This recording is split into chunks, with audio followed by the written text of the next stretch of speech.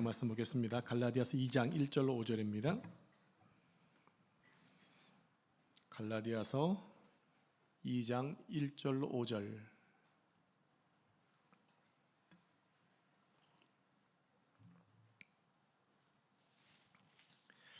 한 절씩 말씀을 교도하겠습니다. 14년 후에 내가 바나바와 함께 디도를 데리고 다시 예루살렘에 올라갔나니 계시를 따라 올라가 내가 이방 가운데서 전파하는 복음을 그들에게 제시하되 유력한 자들에게 사사로이 한 것은 내가 다름질하는 것이나 다름질한 것이 헛되지 않게 하려 함이라. 그러나 나와 함께 있는 헬라인 디도까지도 억지로 할례를 받게 하지 아니하였으니 이는 가만히 들어온 거짓 형제들 때문이라. 그들이 가만히 들어온 것은 그리스도 예수 안에서 우리가 가진 자유를 엿보고 우리를 종으로 삼고자 함이로되. 5절 같이 읽겠습니다. 그들에게 우리가 한시도 복종하지 아니하였으니 이는 복음의 진리가 항상 너희 가운데 있게 하려 함이라. 아멘. 이 말씀은 살아계신 하나님의 말씀입니다. 아멘. 오늘은 갈라디아서 강의 6번째 시간으로 하나님의 동역자라는 제목으로 말씀을 생각해 보겠습니다. 오늘부터 살펴볼 갈라디아서 2장은 성경 전체 중에 복음의 정의에 대해서 그리고 우리 인간의 구속에 대해서 가장 잘 설명해 주고 있는 본문의 말씀입니다.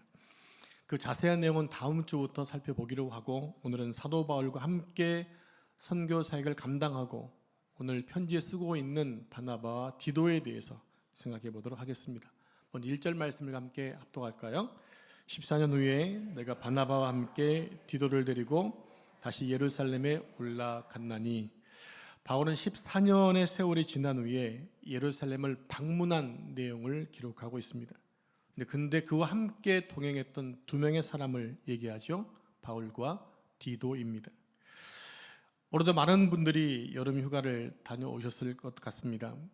여행은 언제나 즐겁고 행복하고 기대감을 가지게 하죠. 그런데 더 중요한 게 뭐냐면 누구와 함께 여행을 가느냐라요. 누구와 함께. 사랑하는 가족과 함께, 사랑하는 사람과 함께 하는 여행은 정말 즐겁고 보람되죠. 오늘 바울과 동행했던 바나바와 디도가 바울에게는 어떤 사람이었는가를 살펴보고 하나님의 동역자는 어떤 사람인지를 한번 생각해 보도록 하겠습니다. 먼저 바나바입니다. 여러분 먼저 아셔야 할 것이 있어요. 바나바는 이름이 아니라 별명이라는 것입니다. 처음 알으셨죠? 네.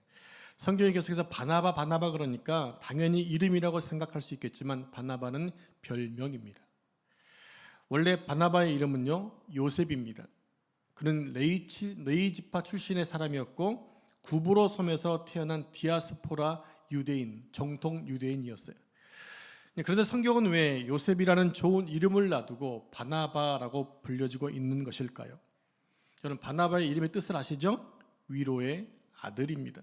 참 좋은 별명 아닙니까? 별명에도 이름이 뜻이 있어요. 우리가 어릴 적에는 별명을 주로 부르다가 어른이 되면 이름이나 직함으로 불려지게 됩니다. 저는 언제부터인가 이름과 별명보다는 목사님이라는 직함으로 많이 불려지고 있더라고요. 또 저의 성이 문씨다 보니까 어릴 적에 문방구, 우리 문병훈 집사님 많이 불려졌을 것 같은데, 우리 문방구, 그 다음에 문어, 문지방, 심한 경우는 문세광 이렇게 불렀어요. 그 중에 문어로 제일 많이 불려졌는데 저는 그 별명이 참 싫었습니다. 왜 그러냐면요, 저를 놀리는 것이었거든요. 뼈대가 없다라는 거죠. 뼈대가 없다. 멸치도 뼈가 있는데 나는 문어가 돼가지고 뼈도 없는 집안이다. 뼈대 없는 집안이다는 그 생각이 저를 힘들게 했던 것 같아요. 우리 집안에도 문씨가 유명하신 분이 계신데, 자, 그래서 중학교 1학년 때 문씨가 저 혼자밖에 없으니까 친구들이 저한테 100% 다 문어 불렀어요. 그렇게 1년을 보냈습니다. 2학년이 됐습니다. 문씨가 명이 더 들어왔습니다. 걔는 좀 작고 저는 컸더니 야 이제 저한테 나한테 문어 안 부르겠지 했더니 이렇게 하는 말, 너는 작으니까 작은 문어, 너는 크니까 큰 문어라고. 제가 많은 날 동안 이 문어라는 별명에서 떠나지 못했던 기억이 있습니다. 여러분도 어릴 때 불려지었던 별명 때문에 상처를 가지고 있는 분이 한두 가지는 있을 것입니다. 왜냐하면 별명은 사람을 존중하는 것이 아니라 조금 낮게 보는 특징이 있잖아요. 그런데 이 바나바라는 별명은 상당히 높은 차원의 별명이었다는 생각이 듭니다. 왜냐하면 위로의 아들이었으니까. 여러분, 아무나 위로하는 거 아니잖아요. 우리 성도들이 모두 바나바가 되셨으면 좋겠습니다. 이 시간 우리 옆 사람에게 이렇게 인사하고 축복했으면 좋겠습니다. 내가 바나바가 되겠습니다. 한 번 더 할까요? 내가 바나바가 되겠습니다. 아멘. 여러분 모두가 많은 사람을 위로하는 위로자가 되시기를 축복합니다. 그렇다면 바나바가 어떻게 해서 바울과 동행하게 되었던 것일까요? 한번 추적해 보도록 하겠습니다. 사도행전 9장을 보면 바울이 기독교를 박해하기 위해서 멀리 다메섹에 있는 숨어있는 기독교인들을 잡으려고 쫓아가지요.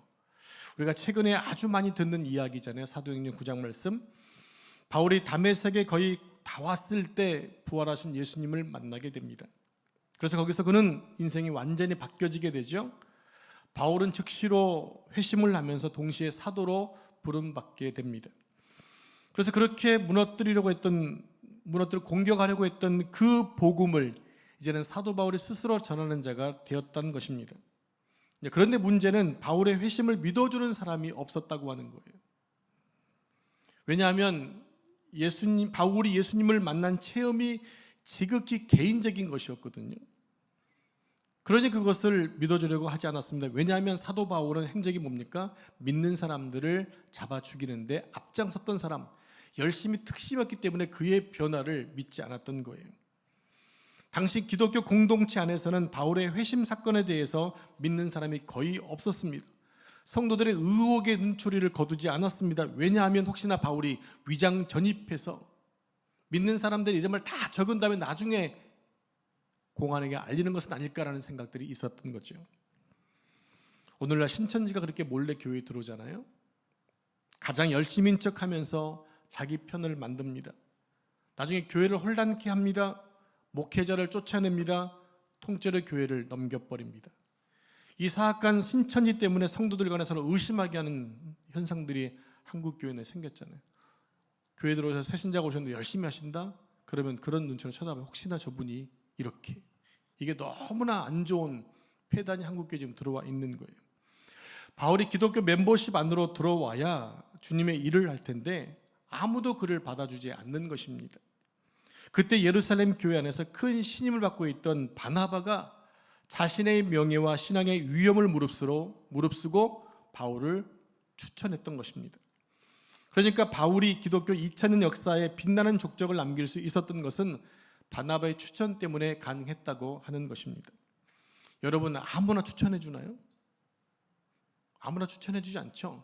특별히 기독교 재단에 있는 학교라든지 그런 직장에 들어가려면 반드시 받는 서류 하나가 있어요. 담임 목사 추천서예요. 그럼 제가 추천서를 어떻게 쓸까요? 어떻게 쓸 것 같아요?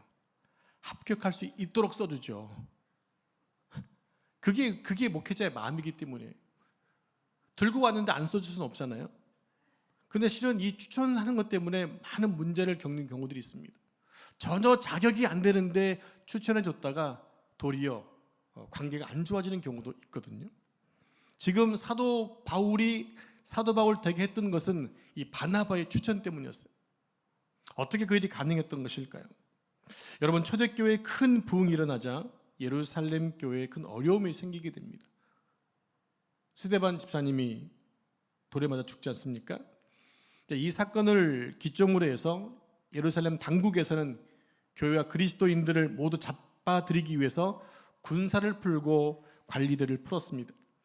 이것 때문에 일부 사도만 교회에 남고 나머지 모든 사람들은 가까운 데는 사마리아 멀리 이방 지역까지 퍼져나간 거예요. 그런데 이들은 쫓겨다니면서 낙심하고 포기한 것이 아니라 핍박 때문에 이방 땅으로 숨어들면서도 민들레 꽃씨가 온 세상에 퍼지듯이 가는 곳곳마다 복음을 전했어요. 예수 그리스도가 구주이십니다. 그분만이 우리의 생명의 주님이십니다라고 막 외쳐댔어요. 그런데 수많은 사람들이 그 복음을 믿고 믿는 자들이 많이 늘어났다고 하는 것입니다. 폭발적인 부흥이 각지에서 일어나고 있어요. 그래서 그런 부흥의 소문이 예루살렘 교회까지 들어오게 된 것입니다. 그렇게 이방인들이 주님께 돌아온다는 소식을 듣고 그러면 이것을 확인해 봐야겠다. 그리고 그게 정말 사실이라면 우리가 어떤 방식으로든지 간에 그들을 도와줘야 되지 않겠느냐. 그래서 그 진위를 확인하기 위해 믿을 수 있는 사람을 파송했는데 그 사람이 바로 바나바였다라는 거예요. 즉 예루살렘 교회에서 이렇게 어느 지역인가 확인하기 위해서 믿을 만한 사람이 누구였느냐? 바나바였다고 하는 거죠. 그뿐만이 아닙니다. 바나바는 바울과 함께 2년 동안 첫 번째 선교 여행을 했었습니다. 그리고 약 4년 후에 2차 선교 여행을 앞두고 바나바는 사도 바울과 함께 크게 다투게 됩니다. 새벽에 나오신 분들이 이미 다 들었던 얘기입니다. 이 싸움이 얼마나 컸든지 성경이 그 기사를 기록하고 있을 정도예요. 심히 다투었다. 그럼 이들이 무엇 때문에 싸웠는가 하는 거죠. 왜 싸웠는가? 사람 때문에 싸웠습니다. 바나바는 조카 마가를 데려가려 하는데 바울은 반대하는 거예요. 심하게 다툰 거예요. 반대 이유가 뭐냐? 1차 선교 여행 때 마가가 중간에서 포기하고 돌아갔거든요. 여러분, 선교 여행이 얼마나 어렵고 고달픈지 모릅니다. 우리가 선교를 가면 대부분이 우리나라보다 못 사는 나라에 가잖아요. 그런 어떤 경우는 일주일 내내 씻지 못하는 경우도 있을 수 있습니다. 그거 쉬운 일 아니잖아요. 특별히 여자분들은 더 힘들 겁니다. 그래서 어떤 때는 때로 아프리카 원주민 수준처럼 이렇게 아주 몰골이 아주 그냥 안 좋으신 분들이 있는 경우도 많아요. 음식도 낯설고 또 냄새가 나고 또 비위생적이라 쫄쫄 굶다 보면 몇 킬로씩 빠져 돌아오시는 분들도 있습니다. 그리고 잠자리도 매우 불편합니다. 그러니 120명이 묵을 수 있는 큰 방을 소유했던 그 큰 부잣집의 아들이 험산 줄령을 넘고 험한 바닥에서 잠을 자야 되고 먹을 것도 부족하니까 얼마나 힘들고 어려웠겠어요. 제가 2006년도에 팔레스타인 지역에 가서 숙소에서 잠을 잤던 것인데 바닥에 매트리스 달랑 한 장, 본인이 가지고 가고 있는 침낭을 덮어야 잘 수 있는 그런 현실입니다. 저것도 되게 양호한 거예요. 다음 사진이요. 무슨 사진 같아요? 라면 사진이죠. 한국의 신라면이 아니라 팔레스타인에서 파는 라면입니다. 맛이 한국 라면보다 맛이 없습니다. 먹을 게 없으니까 저걸 먹은 겁니다. 여러분, 선교지는 절대로 휴가지가 아니에요. 선교지는 우리나라보다 훨씬 못 사는 나라가 대부분입니다. 그러니까 복음을 전하려면 저렇게 힘든 시간들을 보낼 수밖에 없는 거예요. 저걸 각오해야 되는 거예요. 그것을 각오하지 않으면 선교를 할 수가 없어요. 그런데 마가가 부잣집 도련님이었기 때문에 저런 힘든 여행이 두렵고 힘들었기 때문에 중간에 포기하고 돌아가 버린 거예요. 그러면 3명의 길을 갔다가 1명이 빠져나가니 얼마나 낙심이 됐을까요? 그리고 4년이라는 시간이 흘러서 2차 선교 여행을 떠나려고 할 때 바나바가 바울에게 이렇게 얘기합니다. 마가에게 한 번 더 기회를 줍시다. 젊을 땐 그럴 수도 있지 않겠습니까? 라고 말했지만 칼 같은 성격을 가진 바울은 No, 절대 안 됩니다. 마가는 지금 잘하겠다고 말은 하지만 또 힘들면 돌아갈 게 뻔합니다. 이번엔 절대로 안 됩니다 라고 말합니다. 그래서 바나바는 그러지 말고 한 번만 더 기회를 줍시다. 사람은 모르는 겁니다. 이처럼 바나바는 사람을 참 귀하게 여기는 사람이었다고 하는 거죠. 성도 여러분, 신앙이 좋다는 것이 무엇일까요? 여러분, 신앙이 좋은 것을 무엇으로 확인할 수 있을까요? 많은 형태가 있을 수 있죠. 제가 최근에 깨달은 게 뭐냐? 진짜 신앙이 좋은 거 뭐냐면 사람을 사랑하는 거예요. 그렇게 인정하십니까? 사람을 사랑하는 것이 진짜 신앙인의 모습이에요. 교회 와서 아무리 예배를 뜨겁게 열심히 들어도 집에 있는 남편을 사랑하지 못한다면, 집에 있는 아내를 사랑하지 못한다면, 시부모님을 존중하지 못한다면 신앙인이 아닐 수도 있어요. 여러분이 속해 있는 공동체 안에 들어가서 그 사람을 계속 미워한다면 나의 신앙은 한번 돌아봐야 돼요. 누구와의 문제입니까? 사람과의 문제인 거예요. 예수님은 산상보훈에서 말씀하시잖아요. 원수를 사랑하라. 그게 누구에게 하신 말씀이냐면 믿는 사람들이었어요. 하나님을 안 믿는 사람에게 원수 사랑하는 것이 아니라 믿는 사람에게 예수님 말씀을 따르는 사람들에게 말씀하시는 거예요. 원수를 사랑해야 된다. 그래서 예수님이 당신의 생명 우리를 위해서 버리신 거잖아요. 왜 그랬습니까? 우리를 사랑하셨기 때문이에요. 이렇게 사람을 귀하게 여겼던 바나바는 끝까지 이 청년에게 기회를 줘야 한다고 말했지만 바울은 끝까지 반대에게 결국 둘은 싸웠던 것이에요.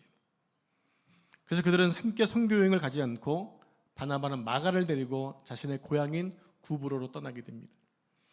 그리고 바울은 실라를 데리고 자신의 고향인 길리기아 다소로 떠나게 됩니다. 그들은 서로 싸웠다고 해서 하나님의 일을 안 한 것이 아니에요. 여러분, 누구랑 싸운다 하나님 일을 하지 중간에 포기하시면 안 돼요. 사람들은 교회 관계 속에서 누가 다투면 뭐 일을 내려놓고 하잖아요. 그러면 여러분 손해예요. 그러면 안 돼요. 싸운 건 싸운 거라 하더라도 할 건 해야죠. 여러분, 싸웠다고 밥 안 먹으면 누구 손해입니까? 비록 둘은 다퉜지만 서로 양쪽으로 갈라져서 하나님의 일을 크게 감당하게 되더라는 얘기입니다. 그리고 많은 시간이 흘렀어요.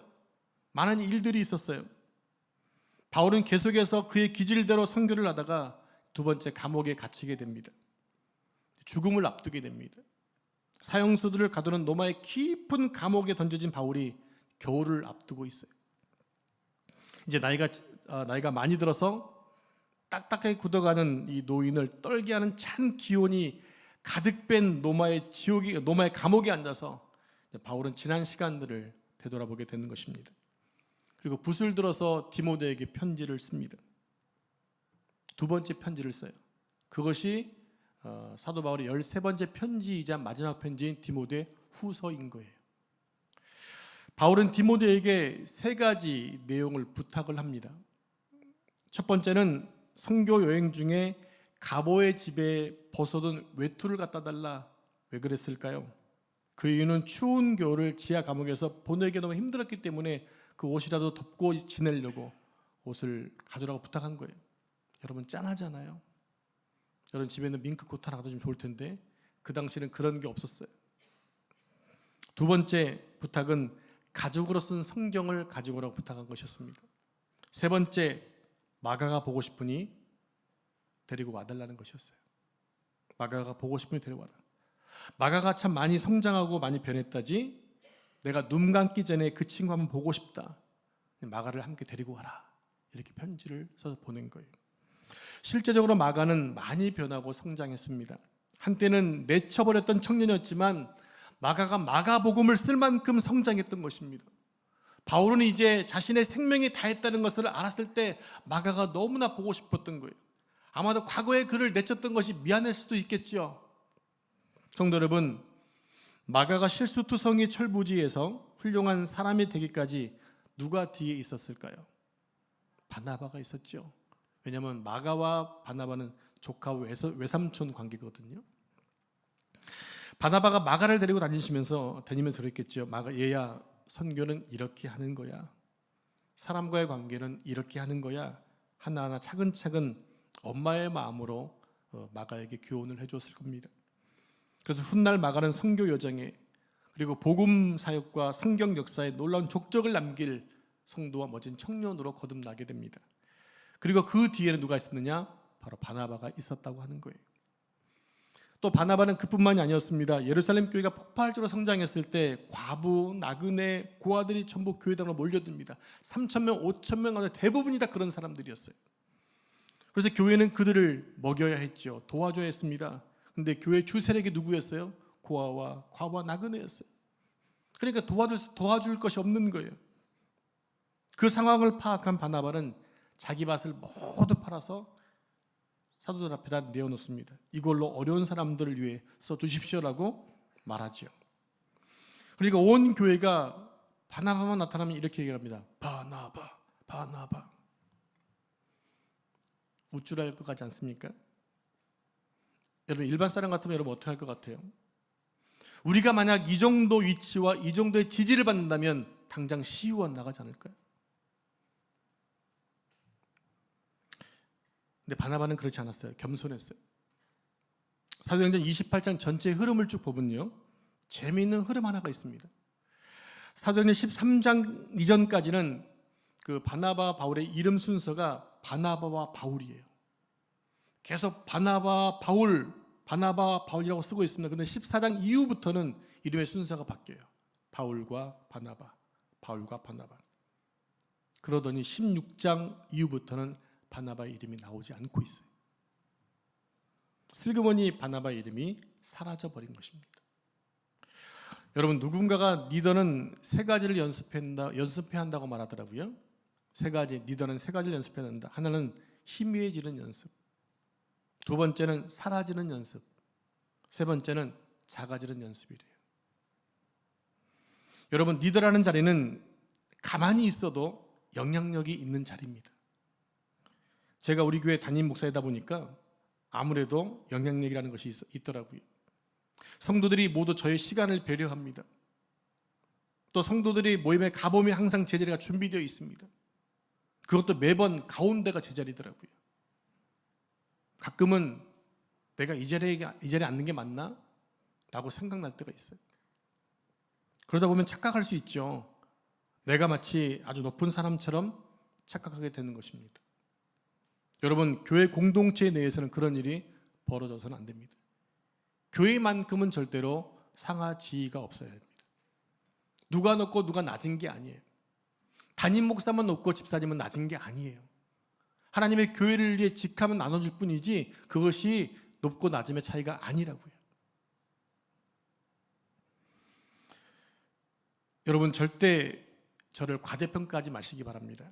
저는 여러분을 말씀으로 섬기는 목사이지 절대 주인이 아니기 때문입니다. 아멘 안 하시네요? 네. 너무 충격적인 얘기라서 그러시나요?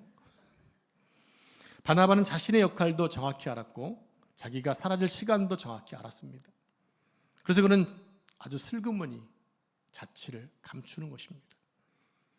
그렇다고 그가 아무것도 안 한 게 아니에요. 바나바의 고향이 어디라고 그랬죠? 구브로라고 그랬죠? 구브로에 나중에 돌아갑니다. 그를 기념했던 바나바 수도원이라는 곳이 있는데 그 수도원에서 출판된 작은 책자에 다음과 같은 내용이 기록되어 있어요. 구브로 태생의 바나바는 처음에는 주님의 제자인 70인 제자 중에 한 사람이었다. 그 후 바나바는 거룩한 복음을 전파하기 위하여 많은 나라로 선교 여행을 다녔다. 그러다 구브로에 다시 돌아왔을 때에 유대인들에게 살해당했다. 마가는 아무도 모르게 그의 시신을 살라미 교회에 있는 바위 절벽의 빈 무덤에 안장했다. 이게 바나바의 마지막 삶이었어요.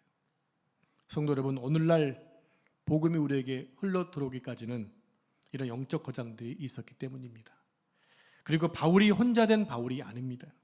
위로의 아들 바나바가 있었기 때문에 바울이 바울 될 수 있었습니다. 이제 다음으로 생각해 볼 인물은 디도입니다.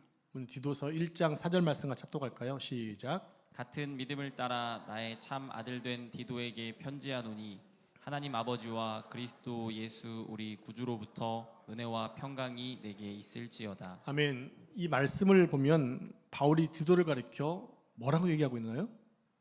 참 아들이라고 쓰고 있어요. 참 아들. 바울이 낳은 영적 아들들이 성경에 많이 나오죠. 대표적으로 디모데가 있잖아요. 내 아들이다 그렇게 얘기합니다. 그런데 바울은 디도에게 멋진 수식 하나를 붙였어요. 참 아들이다. 혹시 여러분 누군가 여러분을 가리켜 진짜 기독교인이라고 말하는 것을 들어보신 적 있으십니까? 여러분들 누구랑 관계 속에서 당신은 진짜 그리스도인입니다 라는 말 들어본 적 있으세요? 진짜 성도란 말을 들어본 적 있으신가요? 여러분, 여러분이 정말 진짜 성도, 진짜 그리스도인 되시기를 축복합니다. 다짐하시기 바랍니다. 디도에게 붙여진 참 아들이라는 수식어는 그냥 붙여진 것이 아니었어요. 바울이 세계를 다니면서 복음을 전하다가 참으로 험한 현장과 험한 일들을 많이 겪게 되죠. 그런데 몸이 하나이다 보니까 바울이 세운 모든 교회를 다 돌아볼 수가 없었어요. 감당하기가 어려운 거예요. 그때 바울 대신에 사명을 감당했던 사람이 바로 디도였다는 거죠. 성경에 나오는 교회 중에 제일 골치 아픈 교회, 바울이 세운 교회 가운데 제일 골치 아팠던 교회가 고린도 교회입니다. 고린도 교회는 서로 나뉘어서 싸웠고 제사 문제, 결혼 문제, 부활 문제, 소속 문제 등 제일 은혜를 많이 받은 교회가 제일 문제가 많았어요. 고린도 교회는 특별히 받은 은사가 많았는데 그 은사를 가지고도 잘못 이해해서 싸웠던 거예요. 네 방언이 세다, 내 방언이 세다. 네가 하는 네 은사보다 내가 더 세다. 이렇게 서로 가지고 또 싸웠던 거예요. 하나님이 일하라고 주신 것인데 그 사명 가지고 그 은사 갖고 싸웠던 것입니다. 근데 가장 큰 문제가 뭐였느냐? 분파 문제였어요. 서로 나눠진 거죠. 바울파, 아볼로파, 게바파, 그리스도파. 교회가 찢어지게 됐습니다. 그러니 복음을 전하고 있던 바울에게 이런 소식이 들려졌을 때 얼마나 속상했겠습니까? 오늘처럼 비행기가 발달돼서 한 달이면 달 수 있는 것도 아니고 매번 여행을 가려면 많은 시간과 함께 위험도 감수해야 되는데 이때 기도하다가 그의 마음에 떠오른 인물이 있었어요. 그 인물이 바로 디도였던 거죠. 디도야, 이리 좀 와보거라. 내가 왜 불렀는지 알지? 내가 좀 갔다 와야겠다. 디도는 두말 없이 네 하고 순종했어요. 그래서 편지를 들고 갑니다. 그게 바로 고린도전서예요. 그 고린도전서의 편지를 받아든 고린도 교회가 눈물로 펑펑 회개합니다. 그래서 위로해야 하면서 쓴 편지가 두 번째 편지, 바로 고린도후서예요. 고린도후서는 위로의 편지인 거예요. 자, 그리고 한 번은 바울의 선교를 하다가 그레데 섬이라는, 요즘엔 크레타라고 했는데 그레데 섬에 가게 되었습니다. 섬 사람들은 특징이 있잖아요. 구성원 자체가 너무나 머리를 흔들 정도로 거칠고 험한 거예요. 예수님 믿고 변화됐는데 여전히 거칠어요. 그래서 아무도 가려고 하지 않습니다. 바울이 또 고민이 생긴 겁니다. 기도를 하는데 한 사람의 마음에 떠올라요. 누구였을까요? 디도였어요. 디도야, 내가 가야 되겠다. 디도를 또 그 외롭고 드센 현장에 보내게 되는 거죠. 그래서 디도는 그레데에 들어가서 목회를 합니다. 여러분, 목회서 신하게 되면 디모데 전후서, 디도서잖아요. 그러니까 바울이 키운 두 명의 목사가 디도하고 디모데였던 것입니다. 여러분, 한번 생각해 보십시오. 그렇게 가기 싫고 맡기 싫어하는 일이 있을 때, 그리고 여러분이 만약 리더로서 시켜야 되는 입장에 있을 때 여러분 같으면 누구에게 시키겠습니까? 이 일을 아무에게나요? 아니죠. 감당할 만한 사람에게 시키는 거예요. 혹시나 지금 여러분에게 맡겨진 일이 너무 힘들어 하시는 분이 계시다면 그 일을 하나님이 나에게 맡겨주었다고 생각을 하셔야 돼요. 내가 등에 감당할 것을 믿고 맡겨주신 것이라 생각을 하셔야 그 일에 힘쓸 수 있는 거예요. 가정에서도, 직장에서도, 교회 안에서도 우리가 감당할 수 있기 때문에 하나님이 보내시고 시키신 것이에요. 그리고 그것은 나만이 할 수 있는 일임을 아셔야 됩니다. 인간의 일이 아니라 하나님의 일로 생각을 하셔야 되는 거예요. 그래서 교회 일과 세상 일이 다르지 않아요. 왜냐하면 그 일을 믿는 내가 하기 때문입니다. 안 믿는 사람이 세상 일을 하면 그것은 개인의 일일 수 있겠지만 내가 믿는 사람이면 교회 일이나 가정의 일이나 내가 속해 있는 일은 다 다른 것이 아니라고 하는 거예요. 다 하나님의 일인 거예요. 그렇게 우리는 내게 능력 주시는 자 안에서 내가 모든 것을 할 수 있다라고 하는 그 말씀을 가지고 기도하면서 헌신하신다면 충분히 감당할 수 있다는 거죠. 나의 가정이, 나의 직장이, 그리고 우리가 함께하는 우리 교회가 바로 주님이 나를 믿고 파송하신 선교 현장이라는 사실을 여러분 아셔야 합니다. 여러분이 충분히 감당할 만하니까 보냄받은 것입니다. 그렇게 생각하고 기도하고 충성할 때 역사는 일어납니다. 바로 선교적 제자가 그런 거예요. 아무도 맡으려 하지 않은 일들, 아무도 가려고 하지 않는 일들, 그 길에 바울은 꼭 디도를 보냅니다. 그래서 디도에게는 그 일 끝에 일의 결과가 성공적이냐 실패냐 상관이 없는 거예요. 디도는 다만 보낸 자의 그 보냄에 그냥 충성했을 뿐이에요. 군소리 없이 순종했습니다. 그것이 보냄받은 자의 사명인 것이에요. 그게 바로 디도였어요. 그래서 디도 앞에 참 아들이라는 아름다운 별명이 붙여지게 된 거죠. 어쩌면 오늘 이 시대도 많은 바울이 필요하고 많은 베드로가 필요하겠지만 더 많은 바나바와 디도가 필요한 줄로 믿습니다. 우리 남사 보배론교회 모든 성도들이 가정에서 또 일터에서 공동체 안에서 저 사람이 바나바가 돼야 되는데 그러지 말고 내가 바나바가 되겠습니다, 내가 디도가 되겠습니다 하는 그런 결단이 있어야 할 줄로 믿습니다. 우리 교회 슬로건 중에 하나가 하나님이 주인 되시는 교회입니다. 우리 교회 주인은 담임 목사가 아닙니다. 하나님이 주인 되신 교회가 되기 위해서는 많은 동역자가 필요한 거예요. 많은 바나바와 같은 사울 같은 사람, 디도와 같은 사람이 필요합니다. 바울 같은 사람이 필요합니다. 그래서 내년에 또 중직자를 세우려고 합니다. 내년 4월 3월경에 투표를 하고 내년 가을 노회 이후에 임직식을 하려고 기도 중입니다. 주님이 진작 저에게 감동을 주셨지만 이번 주 말씀을 준비하면서 확신을 가지고 말씀을 준비하면서 여러분께 말씀을 드립니다. 선거에 대한 자세한 공지는 운영위원회에서 결정해서 9월 중에 공지하도록 하겠습니다. 간절히 바라기는 하나님의 교회에 하나님의 선한 일꾼을 세우사 우리 교회가 하나님이 주인 되신 교회, 또 말씀이면 충분한 교회, 그래서 주님 다시 오실 날 준비하는 교회가 되기를 원합니다. 우리 교회에 바나바와 디도 같은 일꾼들이 잘 세워질 수 있도록 여러분 기도해 주시기를 바랍니다. 기도하겠습니다. 하나님, 오늘 바울이 함께했던 바나바와 디도에 대해서 살펴보았습니다. 바울은 자신의 선교 여행 가운데 바나바와 디도의 역할이 참 중요했음을 오늘 소개하고 있습니다. 하나님, 우리 모두가 바나바가 되게 하여 주시고 우리 모두가 바울이 칭찬했던 참아들 디도가 될 수 있도록 인도해 주셔서 하나님의 교회와 하나님의 교회를 하나님의 나라를 다 섬겨갈 수 있도록 도와주옵소서. 하나님, 우리가 또 겸손하게 하시고 하나님의 교회 안에서 우리에게 맡겨진 자리, 또 가정 안에서 맡겨진 자리, 일터에서 맡겨진 자리를 잘 감당함을 통하여 어디에 있든지 간에 늘 쓰임받는 자 될 수 있도록 축복해 주옵소서. 그러므로 인하여 그 공동체가 더 잘되게 하여 주시고 부흥되게 하시고 하늘나라에 큰 상급이 쌓여지는 축복이 있도록 축복해 주시옵소서. 이 모든 말씀 거룩하신 예수님의 이름으로 간절히 기도합니다. 아멘.